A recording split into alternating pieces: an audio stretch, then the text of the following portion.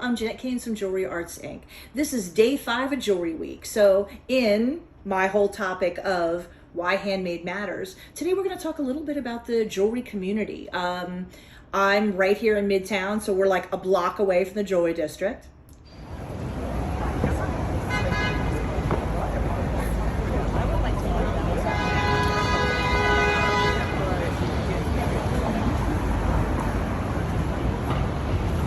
So I just thought we'd take a quick little side trip to 47th Street. This is the Jewelry District. And you're probably thinking, oh my God, it's so overwhelming. How do I know who to go to? Guess what? You don't. So here we are back in my jewelry community, much quieter. Still some noise, but you know what I mean. Not like it is out on the street on 47th Street. So I can't pretend to speak for the entire jewelry community, of course, but my whole world is filled with incredible, interesting, talented jewelry artists. So I'm going to attempt to a little bit show you how it all works and how we all work with each other. So something that you all may not know about the jewelry industry is that it's incredibly old-fashioned. Everything is on your word, on your reputation, handshake deals. I've never signed a contract with anybody. So somebody a lot wiser than me told me long ago about the jewelry industry. If you trust somebody, you don't need a contract. If you don't trust somebody, a contract is not going to help you. All contracts help are lawyers, basically. Now, don't get me wrong, I'm not saying like, so all of you out there, nobody ever get a contract. But really, that's how the jewelry industry works. It's super old-fashioned on your reputation. Now, personally, I'm a very simple person. So honestly, I find that great. Like when I'm, dealing with people, I don't want to have to like try to think like, am I outsmarting them? Or are they outsmarting me? Do you know what I'm saying? Like, I just want to like do what I do best and do what they do best, because no one does everything. So people generally tend to specialize. Like for example, engraving, right? Engraving is something you do like your entire career. You're a specialist. So if I want something engraved, I'm going to go to somebody who's really good at that. Like you want high carat, handmade gold, you come to me. But do you know what I'm saying? And that's why a lot of us tend to end up collaborating with each other. So like if a client comes to me and wants to get something fixed, fixing jewelry is its own specialty. You have to have special equipment, special training. It's not really the same as hand making jewelry. So like if one of my clients says, oh, I bought this chain years ago from wherever, it broke, I don't fix it. I take it to someone on 47th Street that's a specialist in repairs, because let me tell you, repairs is enough to make you pull your hair out. Same thing if I want like a diamond or a certain kind of stone or whatever, there's always somebody that you're going to go to that has more expertise than you do in any particular area. So how do you know who to go to? Like I was saying on the street, you don't. The whole key with 47th Street, and it's the same thing for me, is referrals. You never, ever just walk in off the street and buy from somebody, because referrals work like this, basically. If I've had people that I've been working with for the last like 25 years. I'm getting so old. But if for some reason it's a specialty, let's say I've never had anything to do with before, I'm going to go to one of the people that I know that I've been doing business with for a long time and say, okay, I need someone who does this. Who do I go to? Because I know that along with being old-fashioned, we're also petty in the sense that if I send someone, if someone asks me for a referral and I send them somewhere, they had better treat them really well and give them a really good price and take really good care of them. Because if it gets back to me that I sent somebody somewhere and they weren't treated well, I will never send anyone there again. And I will tell everyone I meet for the rest of my life that they shouldn't go there.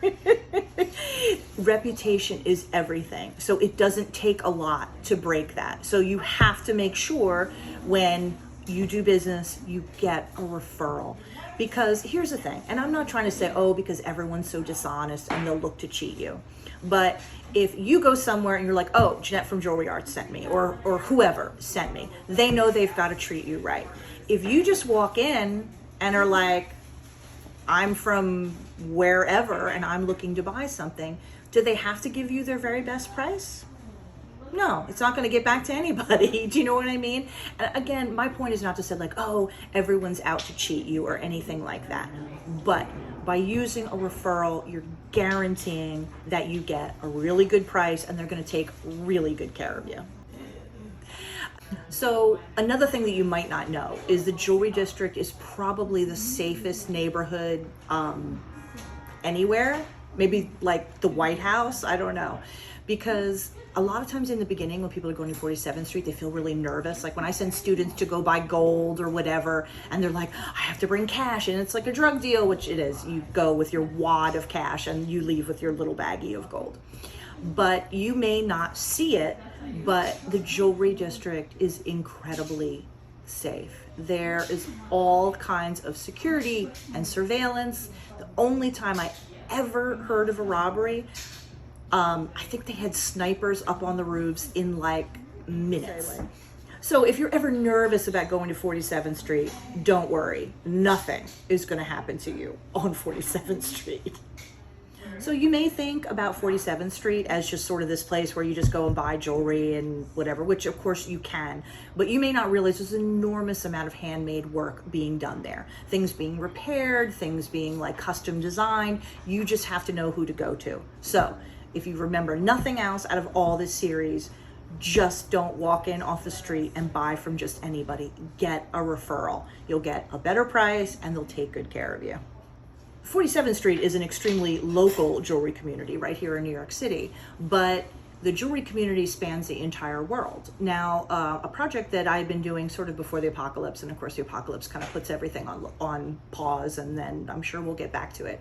I was invited to China basically to help them revamp their jewelry education system. Everything in China, now I'm not an expert on China. I've been there twice with this project, so I'm just going to share my experience, but by no means do I consider myself an expert on China or most of the things about China. So essentially, the way that it's always worked in China is very traditional as far as like the master teaches their children, their apprentices, and that's how information gets passed on.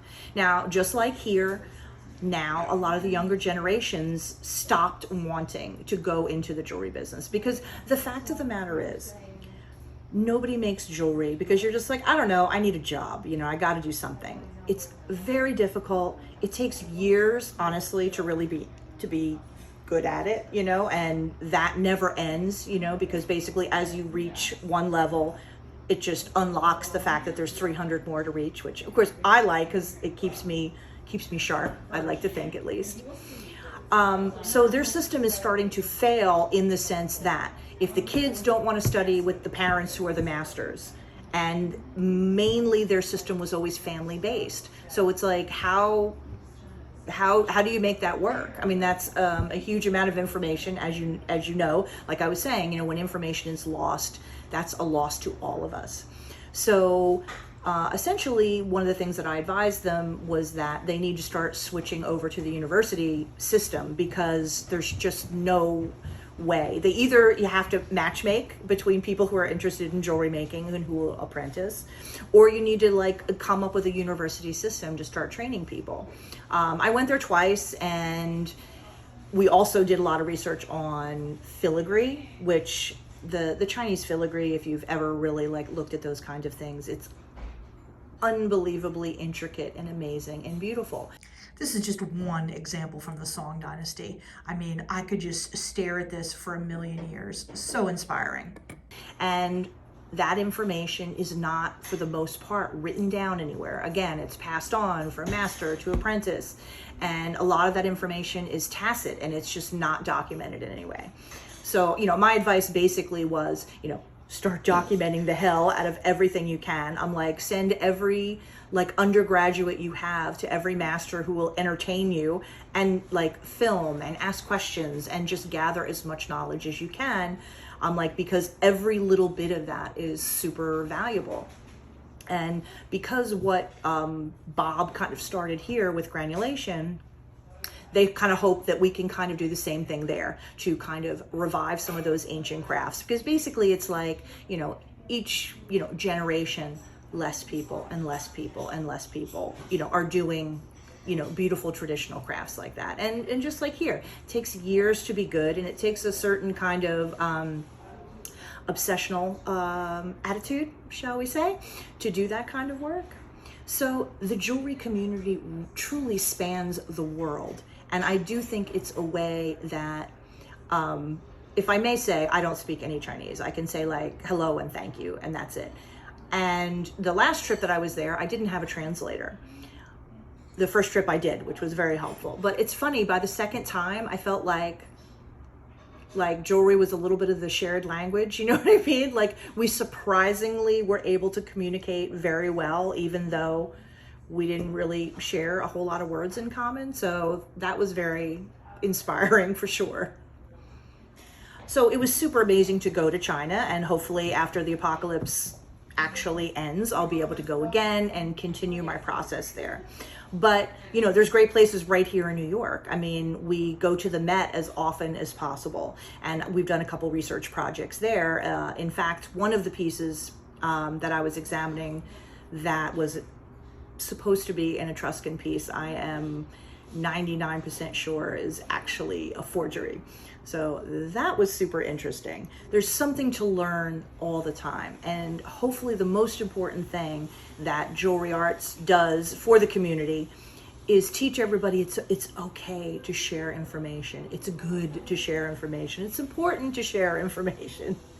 That's something that makes us all better. And every bit of knowledge that I learned when I was in China, and from studying the pieces at the Met, and from my students here, and the people that I collaborate with on 47th Street, that all makes me better and sharper. I mean, that's one of the reasons that it was always worthwhile to me to stay in the studio. I mean, a lot of people sort of end up working in their own studio and whatever, and which is great. But I feel like I've got a bunch of great minds around me. So if I'm stuck, or if they're stuck, we come to each other, we discuss, and therefore our pool of knowledge is greater. And teaching, honestly, is great for that, because being able to do something yourself is one thing, but being responsible for like 20 people's problems, like everything that could go wrong and everything that will go wrong, even ways that maybe I never fucked it up myself, although I fucked up a lot, like lots of different ways, but somebody will always come up with a new problem. And that's so stimulating. And I feel like that's made me such a better metalsmith. And whether that's happening like locally in my studio, which I enjoy quite a bit, but the more that we all engage with the jewelry community, the better off and the sharper we're all going to be.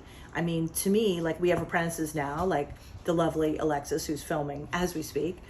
And I feel like I have the knowledge that I have after 30 years, but how much better would it be if I can transmit that to her in 3 years or 5 years?